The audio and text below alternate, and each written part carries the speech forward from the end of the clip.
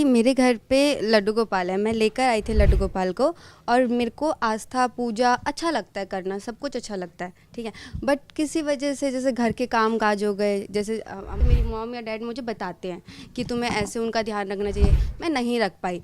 जिसकी वजह से मुझे बहुत लोगों ने बोला भी कि अगर तुम ऐसे नहीं करती तो रखना नहीं चाहिए था, लाना नहीं चाहिए था। तो मुझे समझ नहीं आ रहा कि मैं अपना रोज़मर्रा की ज़िंदगी, अपना जॉब या घर का काम, इन सबको मैं कैसे एडजस्ट करूँ, इसीलिए मुझे मार्गदर्शन दीजिए। बहुत अच्छा प्रश्न है और मुझे लगता है कि इससे बहुत सारे लोगों को जानकारी मिलेगी। नियम बनाने वाला क्या चाहता है कि आप उस नियम में बंध जाओ और उस सर्कल में बने रहो। तो क्या हुआ कि एक कोई सामान्य निर्माता है जिसने एक निर्माण कर दिया कि आप उसमें बंध के रहो। भक्ति और प्रेम दोनों एक ही सिक्के के दो पहलू हैं। किसी को लव करो या भक्ति करो, एक ही बात होती, खास अंतर नहीं होता। आप अपनी माँ को ये बोलो कि मैं उनका भक्त हूं, या आप ये बोलो कि मैं उन्हें बहुत प्रेम करती हूं, दोनों एक ही बात है। आप पति को, पत्नी को, बॉयफ्रेंड को, गर्लफ्रेंड को, दोस्त को, मित्र को, किसी भी व्यक्ति को प्रेम करते हो या उनके भक्त हो, एक ही बात है। अमलया भक्ति कहते हैं, प्रेमा भक्ति बोलते हैं, उसका दूसरा नाम प्रेम है। प्रेम का कोई नियम नहीं होता, प्रेम का कोई सोपान नहीं होता, प्रेम में अभी तक कोई ऐसा सिस्टम नहीं बना ये करने से ही ये होगा, ऐसा ही करना चाहिए। वो नियम इसलिए बनाए गए ताकि कुछ में कुछ आप जरूर करते रहें। आप जो चीज निरंतर करते हैं आप उसके साथ बंध जाते हैं। आपको मैं आज बोलता हूं कि आप एक काम करिए, ऐसे अपनी उंगली पकड़िए और ऐसे ऐसे ऐसे ऐसे दिन भर करते रहिएगा, 2 दिन करिए। अब तीसरे दिन से क्या होगा कि आप कुछ भी काम कर रही हैं, इधर उधर उधर उधर, थोड़ी देर बाद हाथ चालू, ये काम वो काम, हाथ चालू। तो आपकी बॉडी को, आपके नेचर को, आपके स्वभाव को, आपके व्यक्तित्व को, आपकी रहनी को, आपकी निजता को वो अभ्यास हो जाता है करने का, ताकि आप उस व्यवस्था से बंधे रहें। बस इतना सा उसका काम है।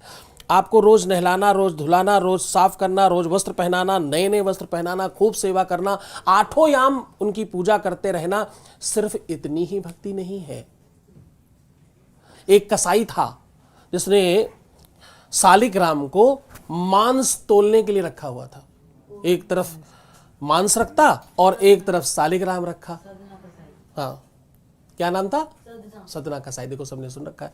तो जिस तरफ वो शालिग्राम रखता उस तरफ साफ करके चकाचक करके रखता और दूसरी तरफ मांस तोलता उसी से। उसके पास बाँट ही नहीं था और ये एक निरंतर उसका बहुत दिनों तक चलता रहा।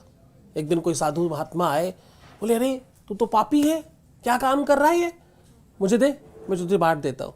शालिग्राम जी को ले गए, खूब बढ़िया स्नान कराया, खूब चकाचक व्यवस्था करी, खूब अच्छे से पधराया, खूब भोग प्रसाद लगाया, खूब चकाचक अरेंजमेंट किया। एक दिन हुआ, 2 दिन हुआ, तीसरे दिन भगवान जी उनके स्वप्न में आए।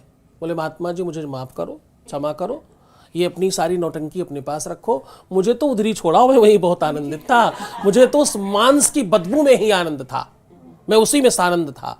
वो मेरे प्रति श्रद्धावान था, वो मुझे भगवान मानता था। आप जितने अरेंजमेंट्स करते हो ना, वो बहुत शुरुआती सीढ़ी का काम है। जब छोटे बच्चों को अपन पढ़ाते हैं ना, 2 हाथी, 4 गधे, 5 घोड़े, वो रंगीन कलर के बॉल्स रखते हैं, उसको हम गिनती सिखाने के लिए ये सब कर रहे होते हैं, उसको हम मैथमेटिक्स सिखाने के लिए कर रहे होते हैं। कुछ दिन बाद क्या होता है, वो हाथी, घोड़े, गधे, बैल सब साइड, सारे खिलौने साइड में, सारे वो गोलियां रंग बिरंगी साइड में, उसके जीवन में क्या बचता है? गिनतियां, मैथमेटिक्स बचता है। तो प्रारंभिक ये सोपान है, प्रारंभिक सीढ़ी है कि आप भगवान के साथ इस प्रकार से अलाइन हो जाएं कि वो आपके जीवन का अंग बन जाए, ताकि आप उस प्रकार विचार कर पाएं कि गॉड इज हियर, वो इधर ही है, वो मेरे साथ है तो ही है। तुम्हें मानने की केवल जरूरत थी, वो तुमने किया इसलिए तुमने मानना शुरू कर दिया। तो अगर आप उनको लेके आए हो, आपकी उनके प्रति श्रद्धा है, तुम 20 दिन बाद भी उनके पास जाओगे तो वो पहला दिन ही होगा, उसमें कोई संदेह नहीं, कोई दिक्कत की बात नहीं।